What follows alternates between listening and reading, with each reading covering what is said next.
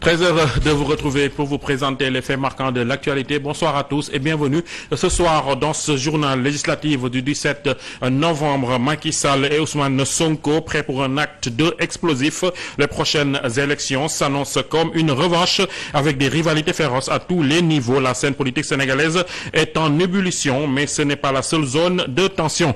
Blocage administratif, la coalition citoyenne crie à la manœuvre politique. Abdou Karim Gueye et ses camarades accusent le pouvoir de museler les opposants en retrait forcé, disent-ils, mais la contestation ne se limite pas à la politique. Lutte contre le terrorisme, la police muscle ses forces. Un atelier national réunit les experts de la sécurité pour contrer le financement du terrorisme, une menace internationale à laquelle le Sénégal fait face avec rigueur, tout comme ces lions qui se préparent sur un autre front. Les Lions du foot, puisque c'est d'eux qu'il s'agit, rugissent avant leur rencontre avec le Malawi. Les joueurs se préparent avec optimisme avant leur match décisif de vendredi. Entre stratégie et détermination, le Sénégal est prêt à relever tous les défis. Voilà pour les titres. Le développement, c'est dans un instant.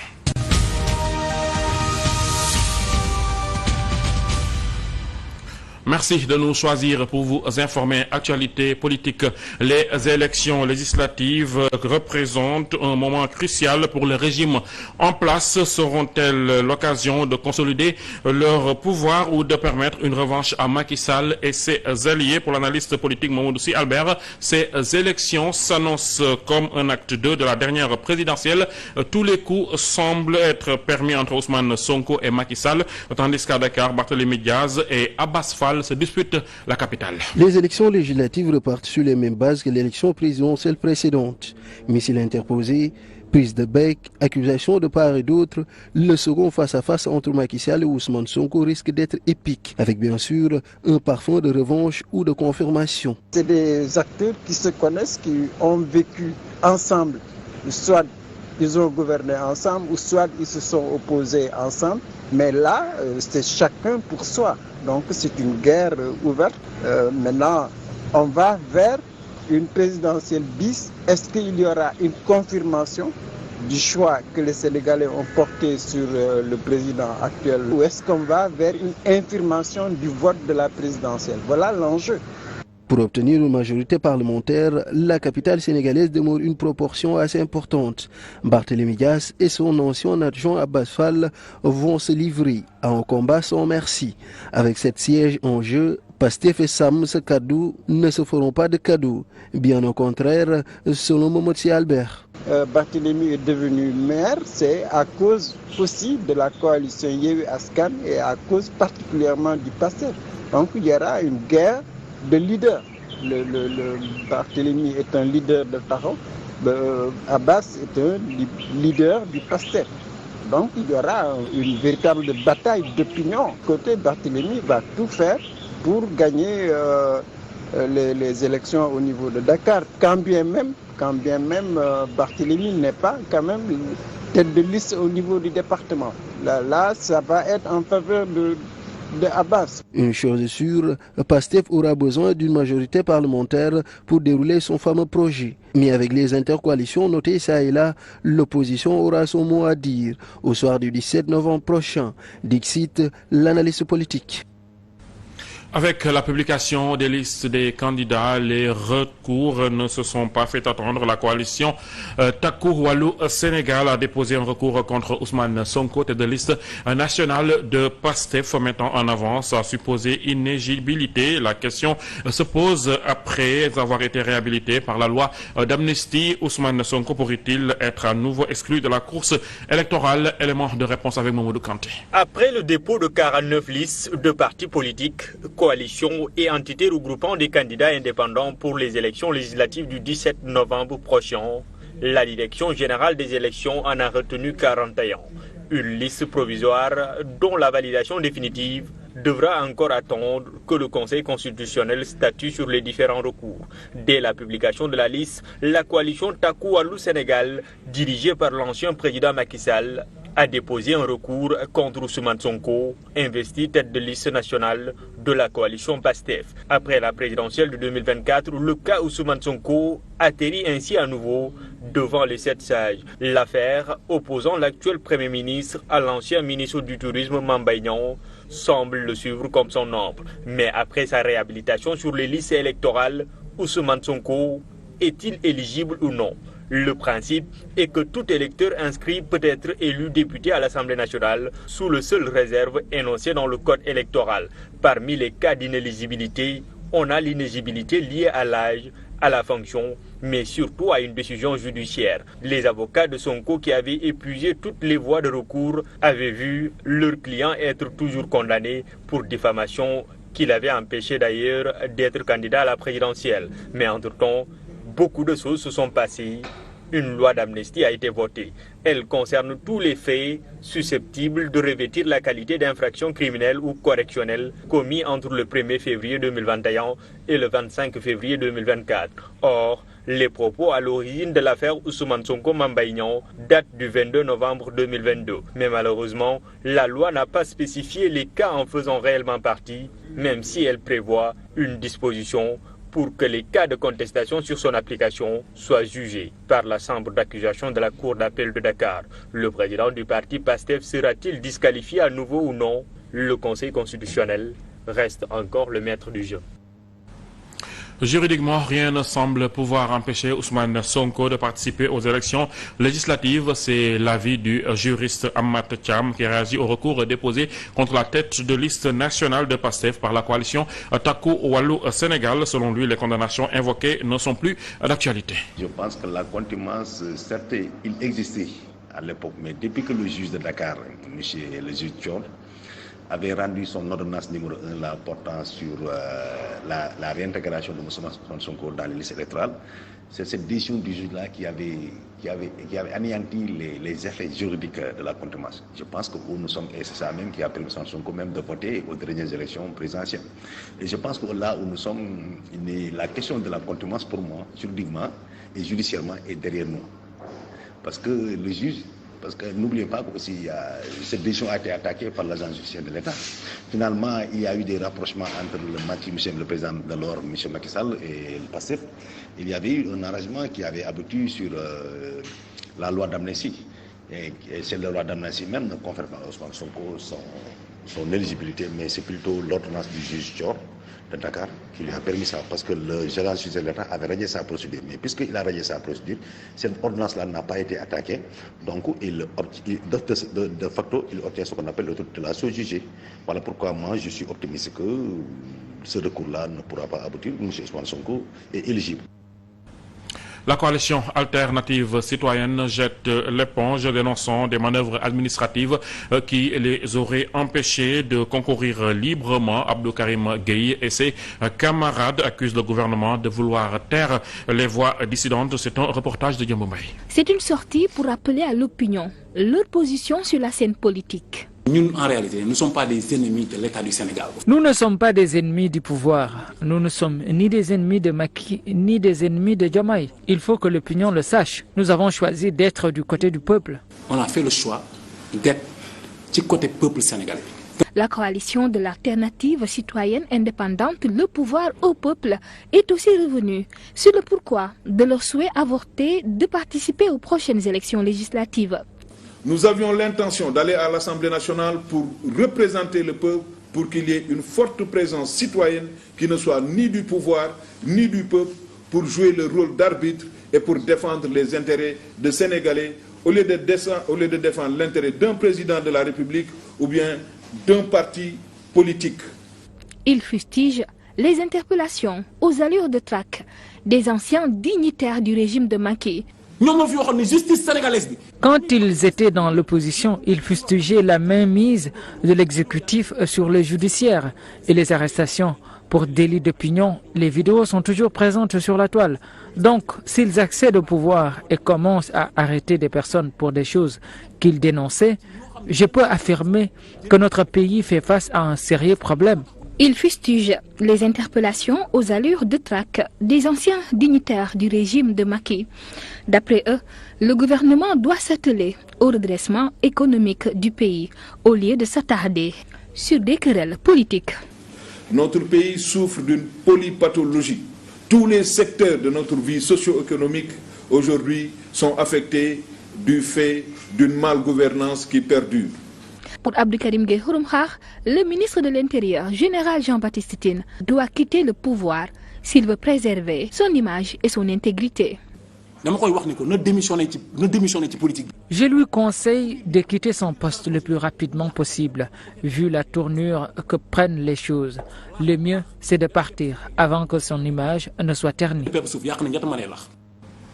En bref, le ministre des Affaires étrangères du Sénégal a publié un communiqué à la suite d'une vive altercation entre Aïssa Camara, une citoyenne sénégalaise, et l'ancien président Macky Sall, ainsi que son épouse Marième Faye Sall. L'incident s'est déroulé à bord d'un vol Royal Air Maroc où Aïssa Camara aurait interpellé agressivement Macky Sall, entraînant son arrestation.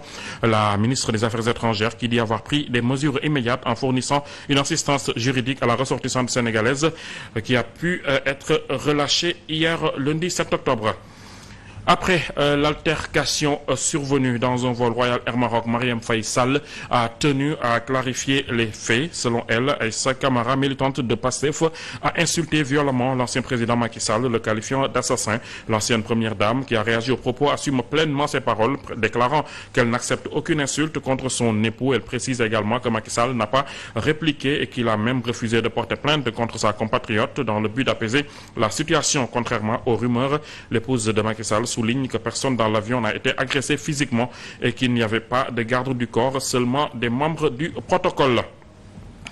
La police nationale, en collaboration avec la gendarmerie nationale, la douane sénégalaise, le Djaba et la CENTIF, a lancé un atelier national de renforcement des capacités des autorités d'enquête sur la lutte contre le financement du terrorisme. Cet événement qui se déroule du 8 au 11 octobre 2024 vise à outiller les acteurs de la sécurité dans cette lutte cruciale. Compte rendu Moussa Mané. C'est parti pour 4 jours de formation, de renforcement de capacités dans un monde à plusieurs conflits à l'heure où le terrorisme gagne du terrain. Cet atelier sera une occasion unique de partage de connaissances et d'expertise. Cette activité est d'une importance capitale car le terrorisme est un fléau contre lequel aucun État n'est à l'abri.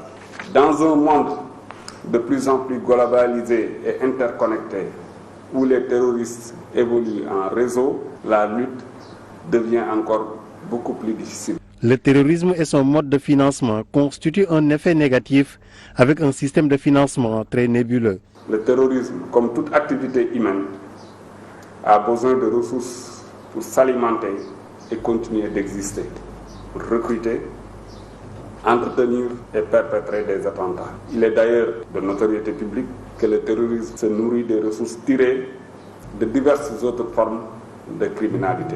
Cependant, il faut une meilleure connaissance du dispositif pour une bonne stratégie de lutte, fait savoir le directeur général de la police. La lutte contre le financement du terrorisme passe par une meilleure connaissance du dispositif et des mécanismes pertinents par les acteurs impliqués dans la lutte contre ce fléau. C'est en partenariat avec le groupe intergouvernemental d'action contre le blanchiment d'argent, la CENTIF, la douane et la gendarmerie nationale que cet atelier est organisé. Pour la première fois en Afrique, l'Organisation mondiale de la santé certifie l'équipe médicale d'urgence du Sénégal. Le pays devient ainsi pionnier sur le continent, prêt à intervenir lors des catastrophes naturelles ou autres urgences de santé publique. Nous voyons ça avec Ndeye Fatou Wade. Le Sénégal dispose d'une équipe médicale d'urgence apte à faire face aux catastrophes naturelles et autres situations d'urgence de santé publique. Premier pays africain à être appuyé par l'OMS depuis 2018 au plan technique, financier et opérationnel dans le cadre de cette initiative. 80% de nos urgences de santé publique sont des épidémies. Préparer les équipes médicales donc à pouvoir réagir à ces maladies-là, ces maladies à potentiel épidémique, c'était quelque chose d'important. Au Sénégal, ce sont les services de santé des armées qui ont présenté les atouts et les capacités techniques opérationnelles pour la mise en place d'une équipe médicale d'urgence de type 2 apte à être déployée partout en Afrique. Ce que nous voulons avoir, c'est des compétences, des aptitudes qui puisse nous permettre de nous déployer partout en respectant les standards internationaux les plus élevés. L'équipe médicale d'urgence internationale de type 2 du Sénégal, développée par les services des armées du Sénégal, a déjà fait ses preuves en RDC, en Sierra Leone, en Gambie et récemment en Guinée-Conakry pour appuyer la réponse internationale dans plusieurs urgences de santé publique. On est venu en tant qu'observateur, en tant que facilitateur, en tant qu'évaluateur, mais également s'inspirer du modèle sénégalais pour le moment qu'on considère comme le premier modèle pour qu'on puisse essayer de venir à l'aide des autres pays en cas de besoin, également sur le plan interne. Après un exercice réussi de pré-vérification en juin dernier, précédé d'un déploiement grandeur nature à Thiès, l'équipe médicale d'urgence du Sénégal débute aujourd'hui son exercice de vérification finale pour 3 jours. Ces succès seront couronnés par l'accréditation de l'OMS qui fera du Sénégal le premier pays en Afrique à disposer d'une équipe médicale d'urgence d'envergure internationale. Direction Louga à Sagata Guetch, la pose de la première pierre d'un complexe islamique dédié à la mémorisation du Coran marque une nouvelle étape pour l'éducation religieuse dans la région. Le maire de la commune, El Hadj Amar Lo, appelle à étendre cette initiative à d'autres régions. Nous l'écoutons au micro de Gorambouch. On a procédé à la pose, mais tout ce qu'on a demandé à la délégation, c'est d'accompagner les enseignants coraniques ici dans cette zone, dans cette zone-là. En attendant la construction, c'est d'accompagner les enseignants et les apprenants du Coran. Caractéristique, c'est que c'est un institut en termes de complexe où on va apprendre le Coran. Il y aura un forage, ce qui sera autonome. Un forage pour approvisionner de l'eau pour l'institut, une bibliothèque, des classes pour la mémorisation du Coran. Maintenant, ce qui suivra après, ça c'est l'étape supérieure. Parce que les apprenants, après avoir mémorisé le Coran, ils atteignent un âge 6 à 7 ans et il y a quelque chose qui doit venir après. On ne peut pas en parler, mais vous savez qu'on pense pas à cela pour que, après avoir mémorisé le Coran, qu'on ne les laisse pas partir comme ça. En sport football, le Sénégal affronte le Malawi ce vendredi au stade de Maître Abdoulaye Wade de Diamniadio. Les Lions dirigés par Kalidou Koulibaly se préparent avec confiance après leur premier entraînement. Kalidou Koulibaly, le capitaine, s'est exprimé face aux journalistes affichant un optimisme partagé avec ses coéquipiers. Nous suivons avec Grégoire Ngom tout ça. Ils étaient 16 à fouler la pelouse de l'annexe du stade Maître Abdoulaye Wade de Diamniadio. Sénégal-Malawi se joue ce vendredi dans un contexte assez particulier. Les Lions seront orphelins d'Aliou Cissé récemment remerciés. Toutefois, la confiance demeure. Je pense qu'il y a un bon état d'esprit, malgré la situation, malgré ce qui s'est passé. On sait qu'on est à disposition du peuple sénégalais, on est à disposition de l'équipe nationale. Une équipe nationale et des joueurs sous le coup dès l'annonce du départ d'El Tactico. Kalidou Koulibaly raconte. C'était un peu difficile parce que ça nous a pris un peu de cours. Mais voilà, il y a des décisions qui ont été prises plus haut. Il y a des choses qui sont plus haut que nous, donc on doit les accepter aujourd'hui. Mais je pense qu'il y a un état d'esprit aussi très, très positif parce qu'on sait qu'on a commencé un travail avec le coach Aliou Cissé. Il va falloir honorer ce travail sur le terrain. Fini le chapitre 6. Place au tandem Pape Thiaw Teddy Pellerin. Koulibaly et ses partenaires dans la première de ce duo veulent faire un coup double. Gagner pour se rassurer et en même temps rendre hommage à Cissé. Notre objectif, c'est faire plaisir au peuple sénégalais, comme on l'a toujours fait. On sait que ça va passer par vendredi, un gros match ici, mais il y a cet esprit où on voudra aussi donner honneur à notre ancien coach qui nous a quand même fait gagner une CAN, qui nous a fait gagner plus de 70% des matchs en équipe nationale. Donc je pense qu'il y a quelque chose à lui rendre sur le terrain et après on verra ce qui se passera, mais en tout cas nous on est positifs. Positif, le mot. Le Sénégal, pour rappel, jouera une double confrontation face au Malawi, plus faible équipe du groupe. Un match facile sur le papier qui s'annonce toutefois périlleux sur la pelouse. C'est tout pour ce soir. Merci d'avoir choisi le journal de cette TV pour vous informer. Restez avec nous. Nos programmes se poursuivent. Retrouvez Maïmouna Ndourfaye dans l'invité de MNF à 22h. Quant à moi, je vous retrouve demain pour une autre édition. Merci. Au revoir.